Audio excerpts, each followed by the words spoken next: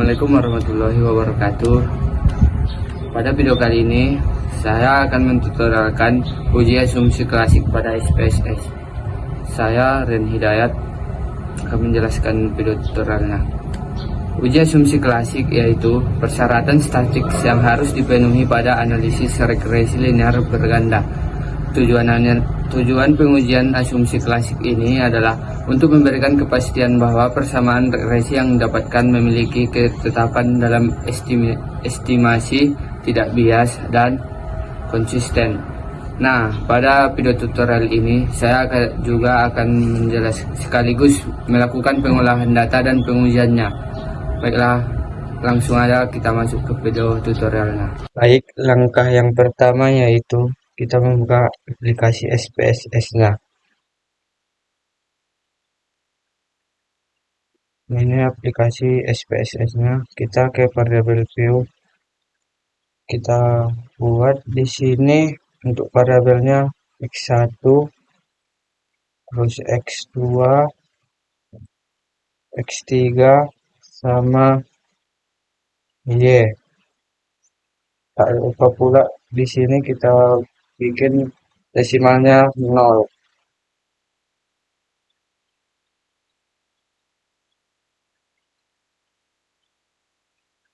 Baru untuk yang ini kita pilih scale.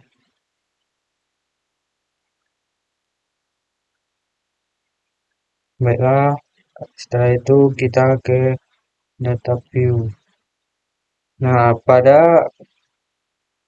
untuk jumlah datanya saya sudah membuatnya di dalam Excel.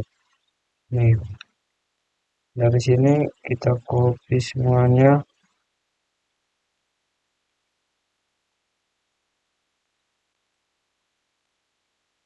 Kita buat ke SPSS-nya.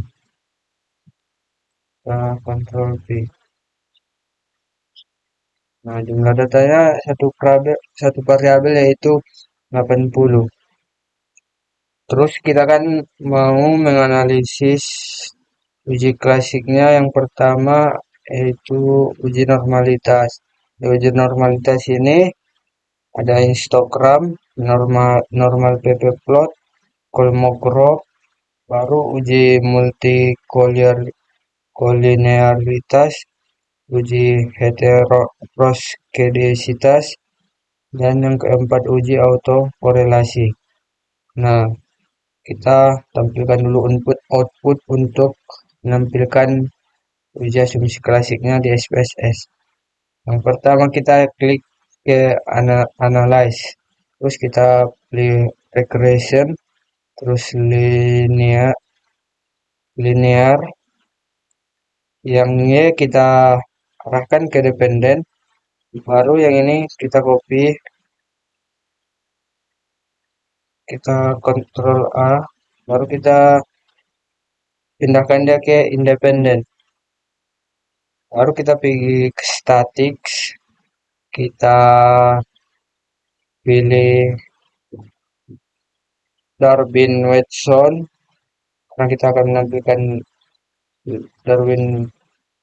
Darwin-Watson.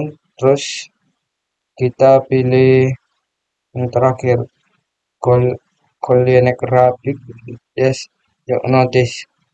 Kita klik continue, baru kita ke plot. Yang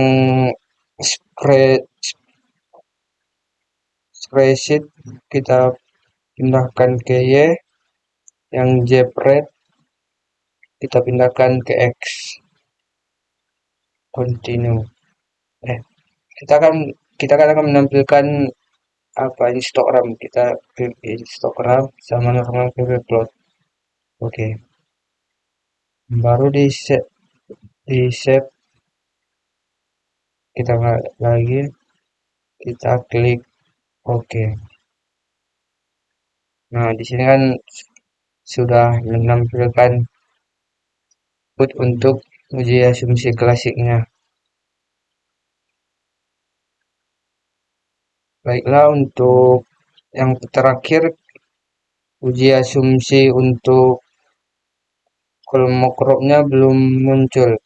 Kita kembali ke SPSS, terus kita pilih analyze, kita non parametric test, kita pilih trace dialog, kita pilih satu sampel, kita pindahkan semuanya, Ctrl A baru pindahkan semuanya, baru kita klik OK. Nah, one sampel kolmokropnya sudah tampil. Baiklah, untuk mempermudah pengujian asumsi klasiknya, saya akan pindahkan ke dalam Word lebih dahulu. Saya sudah memindahkan output sampel dari SPSS-nya ke Word. Baiklah, kita akan langsung melakukan uji untuk datanya apakah bernilai normal. Yang pertama, dia untuk uji asumsi klasik, dia ada uji normalitas. Menurut Ghazali, model regresi dikatakan berdistribusi normal jika data plotting yang menggambarkan data sesungguhnya mengikuti garis diagonal. Ini akan berada di normal ppplot nanti. Nah, yang pertama dia ada histogram. Nah, pada sampel yang kita tes ini, dia mengikuti untuk histogramnya dia menggambarkan garis kurva, yang mana ketika dia mengikuti membuat garis kurva, dia dapat disimpulkan dengan jadi datanya berdistribusi normal. Terus yang kedua ada dia normal ppplot. Normal ppplot ini terlihat titik-titik menyebar di sekitar garis diagonal, serta penyebarannya mengikuti arah garis diagonal yang menunjukkan pola distribusi normal. Nah, pada contoh sampel yang kita tes ini, normal ppplotnya titik-titiknya mengikuti garis diagonal dan nggak ada yang jauh dari garis diagonalnya. Jadi dapat disimpulkan data terdistribusi normal. Nah, yang ketiga ada kolmokrap. Kolmokrap ini jika nilai signifikasinya lebih besar dari 0,05, data terdistribusi normal. Pada sampel yang kita ubah ini, nilai signifikasinya yaitu 0,15, yang mana berdasarkan nilai dari 0,15 ini lebih kecil dari 0,05. Jadi dapat kita simpulkan datanya tidak terdistribusi normal. Baru yang kedua ada uji multikolinearitas. Uji multikolinearitas adalah bentuk untuk melihat ada atau tidaknya korelasi yang tinggi antara variabel-variabel bebas dalam satu model regresi linear berganda. Jika ada korelasi yang tinggi di antara variabel-variabel bebasnya, maka hubungan antara variabel bebas terhadap variabel terkaitnya menjadi terganggu. Untuk menguji datanya berdistribusi normal, agar tidak terjadi gejala apabila nilai toleransi lebih kecil dari 0,1 dan PIP-nya lebih besar dari 10. Nah, pada sampel yang kita tes tadi, nilai toleransinya semuanya lebih besar dari 0 dan nilai PIP-nya semuanya kurang dari 10. Jadi, oleh karena itu, dapat kita simpulkan berdasarkan nilai-nilai tersebut, kita simpulkan bahwa tidak terjadi gejala multikolinearitas dalam data. Nah, yang ketiga ada uji heteroskedastisitas. Uji ini untuk melihat apakah terdapat ketidaksamaan varian dari residual satu ke pengamatan lainnya. Dalam plot residual, jika titik tersebar secara acak dan tidak membentuk pola tersebut, maka tidak ada heteroskedasitas atau homoskedasitas. Jika titik-titik membentuk pola tertentu, misalnya pola kipas, pola corong, dan pola lainnya, maka ada indikasi heteroskedasitas.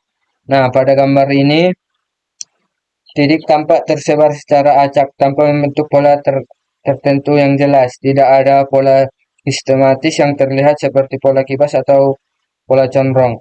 Jadi dapat disimpulkan bahwa tidak ada indikasi kuat adanya heteroskeditas dalam data ini. Berarti bahwa asumsi homoskedasitas terpenuhi. Nah, yang terakhir ada uji autokorelasi.